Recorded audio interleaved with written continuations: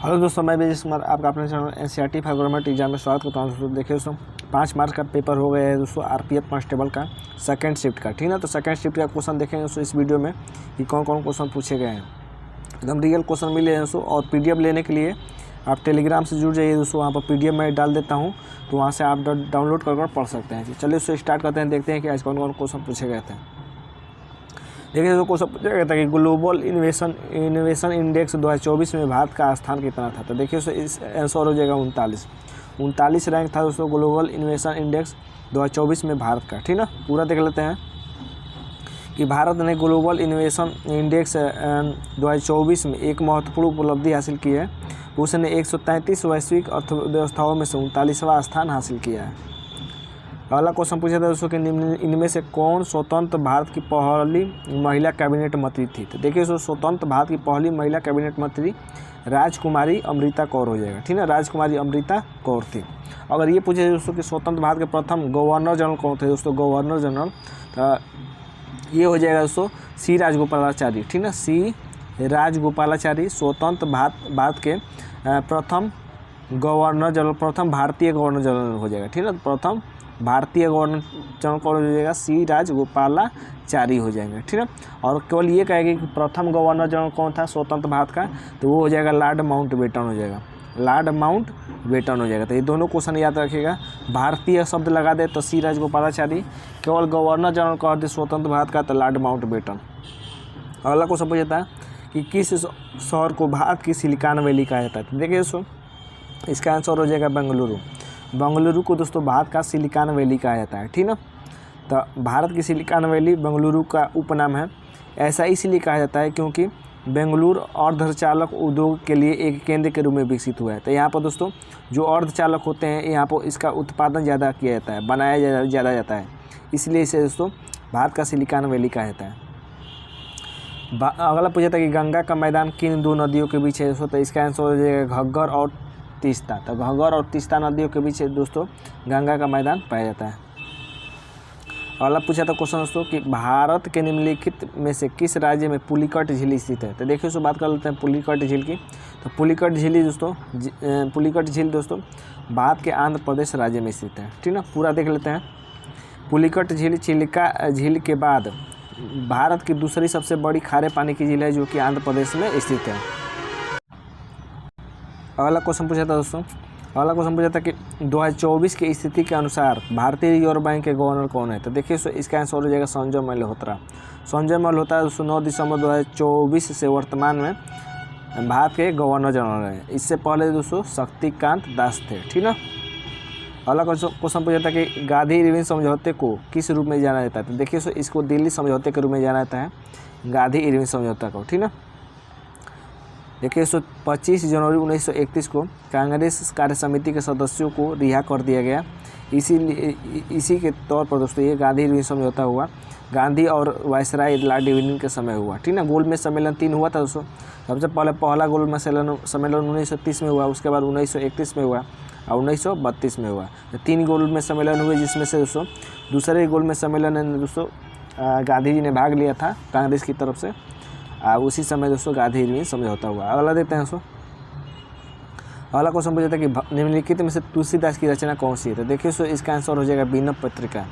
विनय पत्रिका दोस्तों तुलसीदास की रचना है। ठीक है, तो तुलसीदास की रचना का नाम थोड़ा देख लीजिएगा और जो होगा, क्योंकि आपके आने वाले शिफ्ट में पूछ सकता है। अगला क्वेश्चन पूछा था कि सागा दाव किस राज्य का त्यौहार है। तो देखिए सागा दाव की बात कर लेते हैं दोस्तों। तो ये सिक्किम का दोस्तों त्यौहार है सागा दाव। ठीक ना, अगला देखिए संविधान से पूछा था कि संविधान का 7वां भाग किसे संबंधित है। तो देखिए भारतीय संविधान के 7वें भाग को पहली अनुसूची के भाग बी के राज्य के रूप में जाना जाता है। इसमें केवल एक अनुच्छेद था, अनुच्छेद 238। हालांकि इसे संविधान के 7वां संशोधन अधिनियम 1956 के द्वारा निरस्त कर दिया गया था। यह संविधान का एकमात्र भाग है जिसे पूर्णतः निरस्त कर दिया गया है। अतः भाग 7 राज्यों के वर्गीकरण के पैरा बी के तहत उल्लिखित राज्यों से संबंधित है। अगला देते हैं सो देखिए अगला क्वेश्चन पूछता है कि प्रतिभा पाटिल राष्ट्रपति कब बनी थी। तो देखिए भारत की राष्ट्रपति कौन थी दोस्तों। तो ये प्रतिभा देवी पाटिल थी।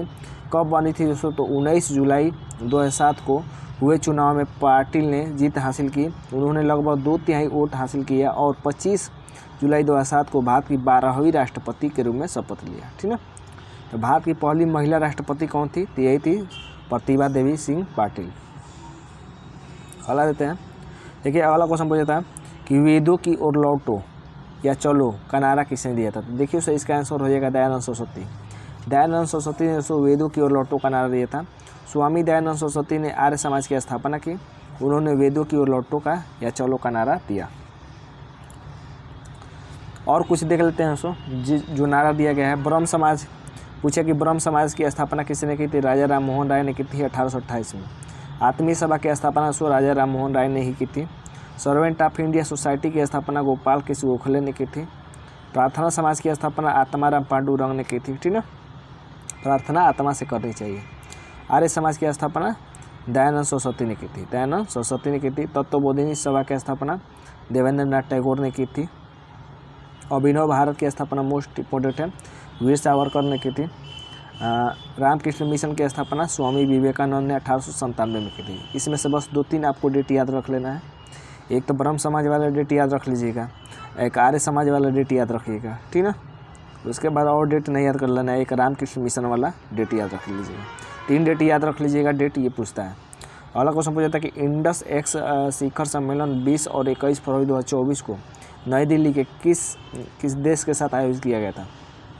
तो देखिए इंडस एक्स शिखर सम्मेलन दोस्तों ये भारत और अमेरिका के बीच हुआ था।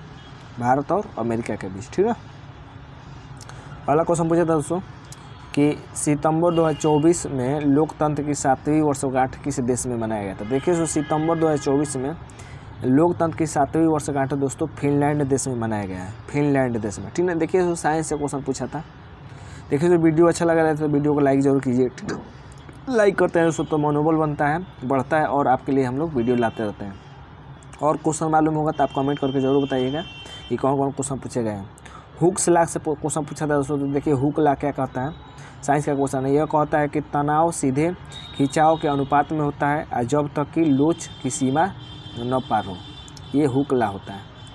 एक क्वेश्चन पूछा था दोस्तों कि एडियाबेटिक प्रोसेस से क्वेश्चन पूछा था। एडियाबेटिक्स प्रोसेस है तो यह वह प्रक्रिया है जिसमें न तो ऊष्मा का आदान प्रदान होता है और न ही निष्कासन होता है। तो इसे क्या कहते हैं? एडियाबेटिक प्रोसेस कहते हैं। देखिए 1857 की क्रांति से हर शिफ्ट में क्वेश्चन एक बन रहा है दोस्तों। तो 1857 की क्रांति जरूर देख लीजिएगा। 1857 की क्रांति में लुधियाना से किसने नेतृत्व किया था? तो देखिए लुधियाना से दोस्तों निहाल सिंह उर्फ बाबा महाराज सिंह ने नेतृत्व किया था। ठीक है, कानपुर से अगर पूछे दोस्तों कि कानपुर से किसने नेतृत्व किया था? तो कानपुर से दोस्तों नाना साहब और तात्या टोपे। 2 नाम याद रखेगा, नाना साहब और तात्या टोपे ने किया था। झांसी से दोस्तों किसने किया था? तो झांसी से सबको मालूम है रानी लक्ष्मीबाई ने किया था। ठीक है, लखनऊ से किसने किया था दोस्तों? लखनऊ से दोस्तों बेगम हजरत महल ने किया था। हजरत महल ने किया था। तो ये क्वेश्चन पूछ रहा है 1857 की क्रांति से, महत्वपूर्ण है, याद रखिएगा। तो ये थे दोस्तों हमारे आज के क्वेश्चन। उम्मीद करते हैं कि वीडियो अच्छा लगा है। PDF लेने के लिए टेलीग्राम से जुड़ जाइए, वहाँ पर PDF मैं डाल दूंगा। तो आज के लिए बस इतना ही दोस्तों। धन्यवाद दोस्तों।